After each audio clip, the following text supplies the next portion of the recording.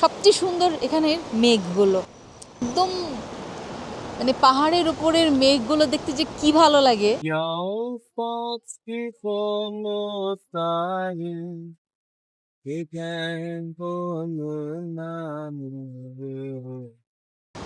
পারোতে আমরা যেখানে এসেছি এখানে একটা স্ট্রিম বয়ে যাচ্ছে, স্ট্রিম আর কাঠের একটা পুল সুন্দর।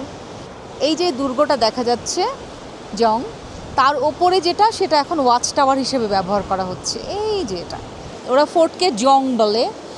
তো ফোর্ট একই রকম দেখতে লাগে আমার কাছে, রাজাদের দুর্গ। পাথরগুলোর মধ্যে অন্য একটা সৌন্দর্য আছে, পাথরের উপর দিয়ে যখন পানি বয়ে যায় দেখতে যেমন ভালো লাগে আর শব্দটাও খুব সুন্দর লাগে। এখানে আমরা এসেছি দুপুরে খাবার দাবারের পরে। এখানে ড্রেস ভাড়া পাওয়া যায়, 300 টাকা ভাড়া।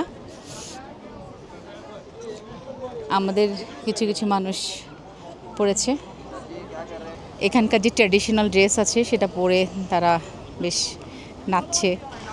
এই এখানকার জেব্রা ক্রসিং, ট্রাফিক পুলিশরা হাত নেড়ে নেড়ে মনে হয় নাচছে, এরকম করে করে তারা ট্রাফিক সিগন্যাল দেয়। এখানে কোনো ট্রাফিক বাতি নেই। যতখানি ভেবেছিলাম এপ্রিল মাসে অনেক ফুল ফুটবে, পাহাড়টা বেশি সবুজ হবে, অনেক রঙিন হবে, অতটা না। এখানে মাঝে মাঝে বৃষ্টি পড়ছে, ঠান্ডা বাতাস দিচ্ছে।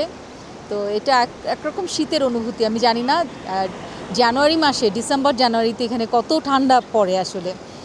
তো আমরা যারা একটু শীতকাতর আছি তাদের জন্য হয়তো সমস্যার, কিন্তু সব কিছু মিলিয়ে একটা শান্ত পরিবেশে প্রকৃতির সাথে থাকার জন্য যদি কেউ কিছুটা সময় কাটাতে চান তাহলে নিজেরা যদি একটু অর্গানাইজ করেন তাহলে ভালো হয়। সুন্দর জায়গা, আবহাওয়াটাও বেশ আরামদায়ক, হালকা একটু বাতাস আছে, কিন্তু আমার কাছে এই বাতাসটা ভালো লাগছে, ঠান্ডা বাতাস।